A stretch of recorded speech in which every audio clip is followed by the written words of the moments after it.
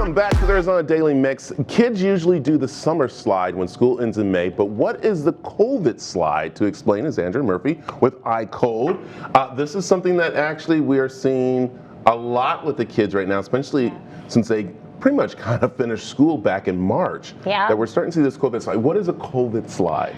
So generally in education, when the students go for the summer and they come back, we see some gaps form. And what we're going to be seeing now is students have been gone, like you said, since the middle of March. Yeah. So now we're going to see the summer slide exacerbated, and we're going to see more gaps, and we're going to see more struggles, and the kids need to just stay engaged this summer and keep that learning happening. Right, and we know even they're going to slide more a little bit because we know that camps have been limited to the amount of kids that usually these kids go to. We're going to be seeing them probably inside on the video games a little bit more. But I like where you said, you know what, you don't have to. You got some great ideas here to make sure, one, that they are learning, two, having fun, and three, getting ready to go back to school. Yes. So, okay, what do you have for us? So, Brad, so what we really like to focus on and what we can do as parents to help our kids be prepared to go back to school in the summer or in August is to take advantage of these teachable moments that we have every single day. So we want to encourage the creativity. We want our kids painting. We can go outside and we can paint. We can paint on rocks. We can just do it outdoors. Yeah, which is pretty much fun. And I know there's a lot of kids that have Legos laying around, different little toys. This has become like the hot economy right here. This is like so important because it's fun. Building and teaching technology right here. Yeah, it provides kids with a hands-on experience. They get to build something, and it's something that they already love. So let's take this one step further. So for example, at iCode, we have the kids actually build a rover, but then we encourage that critical thinking component, and we have them actually code the rover.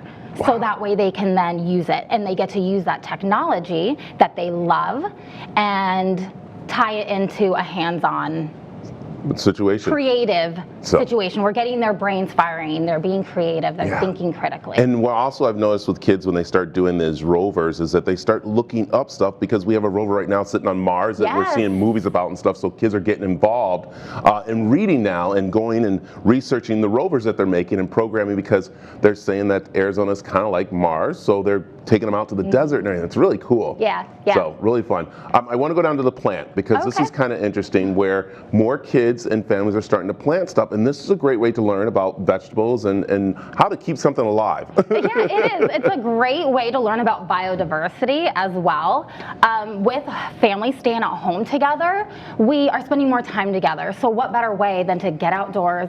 Let's add some greenery, and we can also add in measurements because some seeds, need to be planted far apart so you can measure. We can also start investigating different types of fertilizers and seeing what kind of scientific investigations we can do with these plants. Love it. Okay, I see the computers out here. Lately the iPad and the computer have been being used for, of course, watching movies and keeping the kids busy, but now you're saying let's start changing that to teaching them on them. Yes, let's take this technology that they love and let's use it to teach our kids. Yeah, and that's why I like with iCode, you guys have some ideas for them where you can kind of go to the website and you start working with them to move them from the slide to the learning. Right, exactly. And so they get to take this and they get to be challenged to learn a new skill that is really imperative for our kids to know for these 21st century